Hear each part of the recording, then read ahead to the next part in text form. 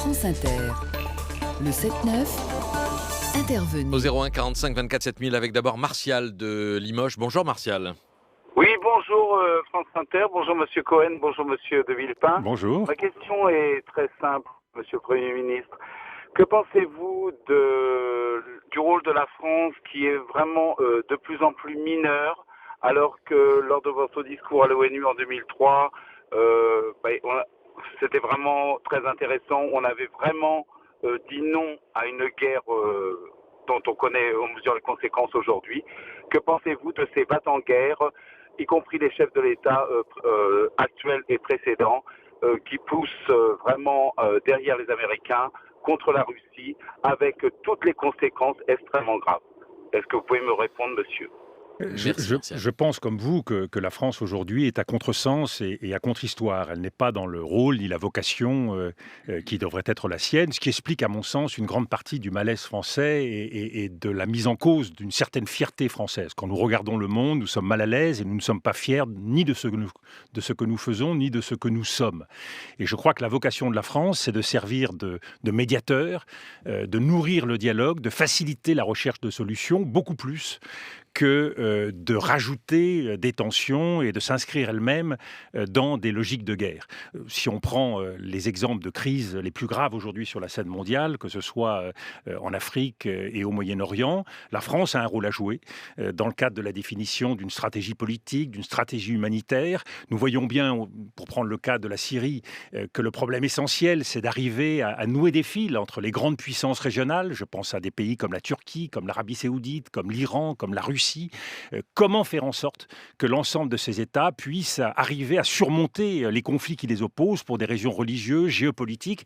La France a un rôle à jouer et c'est ce travail-là, ce travail de la paix qui me paraît être beaucoup plus important et beaucoup plus le nôtre que celui de surenchérir et d'être à la pointe des combats, ce qui n'est une fois de plus pas le rôle ni la vocation de la France et qui par ailleurs nous expose considérablement sur la scène mondiale. Mais je reviens à ma toute première question que je vous posais à 8h20 quand je vous disais est-ce que c'est parce que vous n'êtes plus au pouvoir que vous pouvez tenir ce discours? Est-ce que le dirigeant d'une grande puissance, membre permanent du Conseil de sécurité de l'ONU, peut proclamer que tout vaut mieux que la guerre et qu'il n'entreprendra aucune intervention armée, aucune intervention extérieure? Je crois qu'aucune intervention extérieure qui ne soit pas au service d'une stratégie politique concertée et soutenue par la communauté internationale. Oui, mais vous n'en citez aucun exemple dans le livre.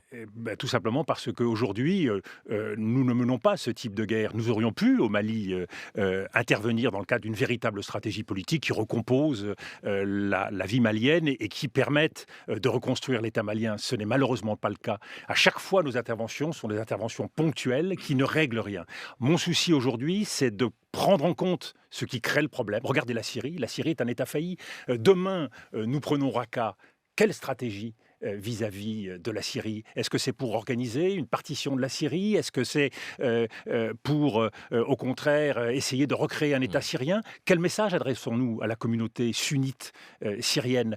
Quel espoir peut-elle avoir demain dans le cas de la liquidation de l'État islamique? Qui soutiendra et défendra son intérêt? Comment sera pris en compte sa voix dans la communauté syrienne? Ces questions-là, nous ne nous les posons pas aujourd'hui.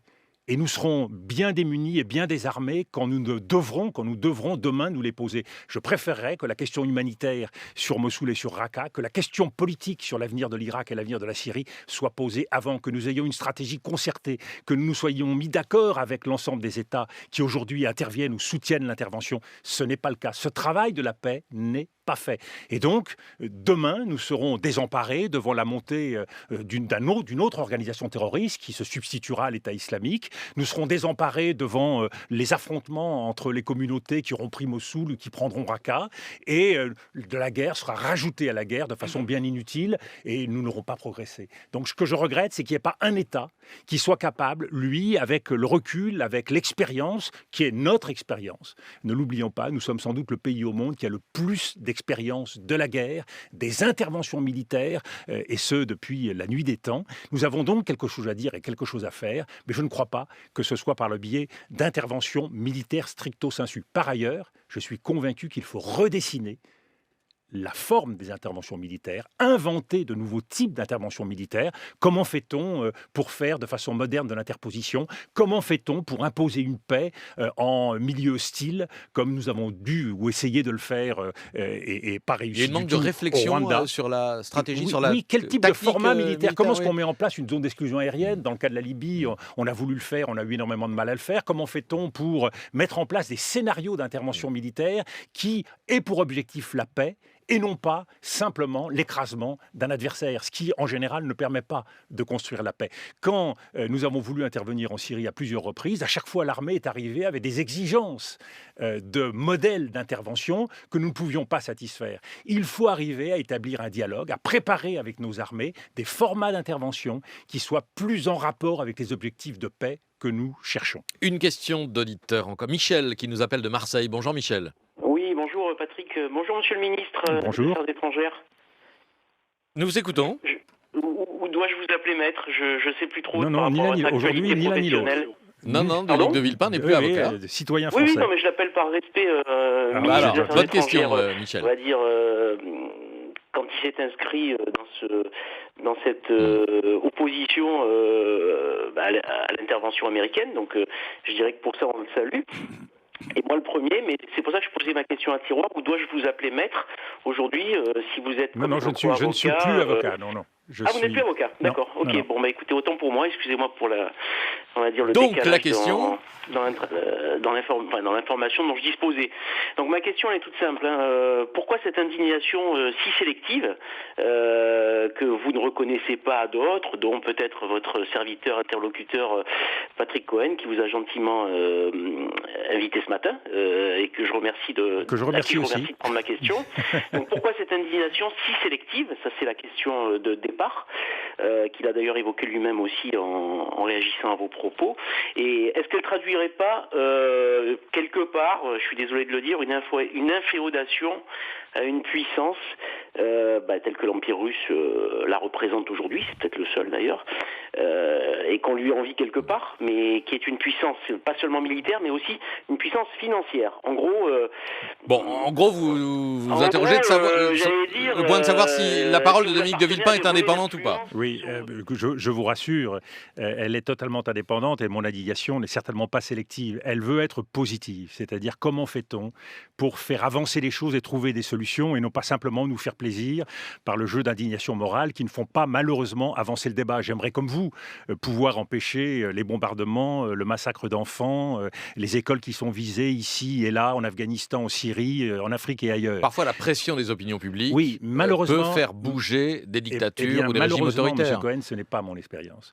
Ça n'est pas arrivé, par exemple, pour le Vietnam contre les Américains dans les années 60? Contre les Américains, oui. Contre des démocraties, voilà. Oui. Ce n'est pas le cas dans le cas de la Russie. Au contraire, qui bénéficie d'un soutien populaire extrêmement grand et qui, plus vous l'attaquez et plus les Américains veulent pratiquer une politique de containment, plus il y a un raidissement de la puissance russe. Et de la même façon, d'ailleurs, quand les Américains veulent pratiquer une politique de containment vis-à-vis de la Chine, il y a un raidissement du pouvoir chinois. Donc ce n'est pas la bonne stratégie. Ce n'est pas comme ça que vous ferez avancer la recherche de solutions, ce qui est notre objectif commun.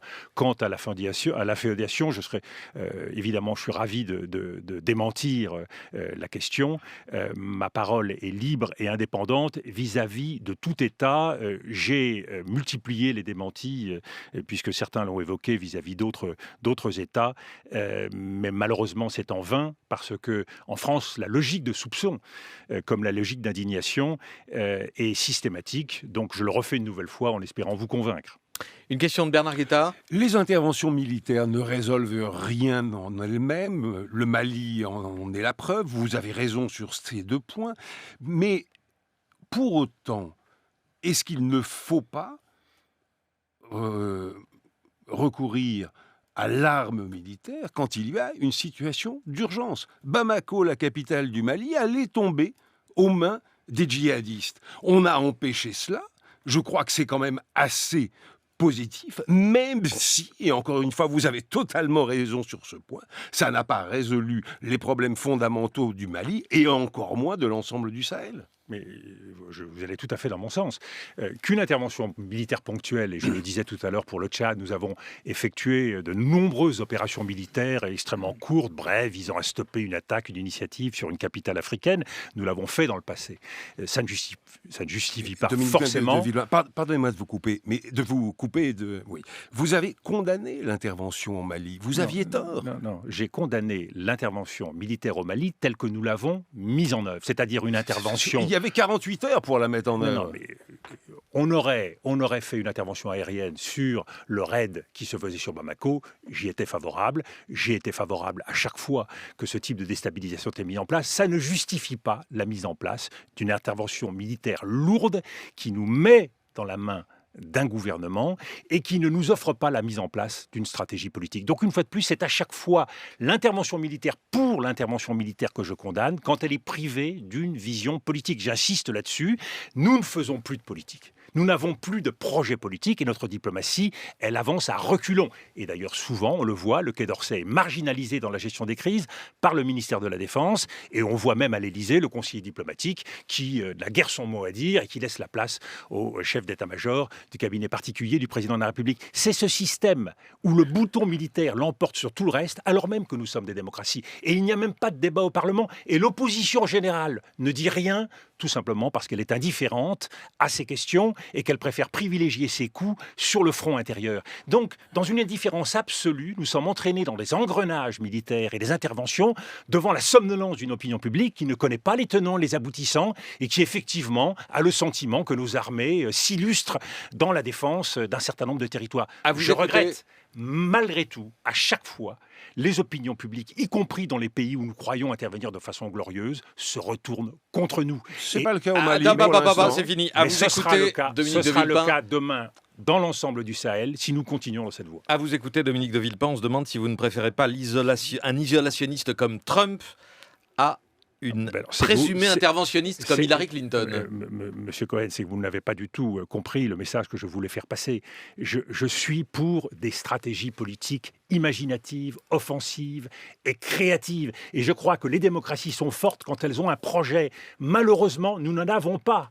Nous ne défendons pas autrement que par la guerre et par les interventions militaires nos valeurs. Trump ou Clinton ? Mais une fois de plus, vous connaissez la réponse, donc je ne m'abaisserai pas à avancer dans ce sens. Il est évident que pour moi, il faut, à la tête de la plus grande puissance mondiale aujourd'hui, une personnalité raisonnable et modérée, et c'est le cas, je l'espère, de Mme Clinton, même si son prisme interventionnisme s'est manifesté à de nombreuses reprises, et personnellement, je le regrette.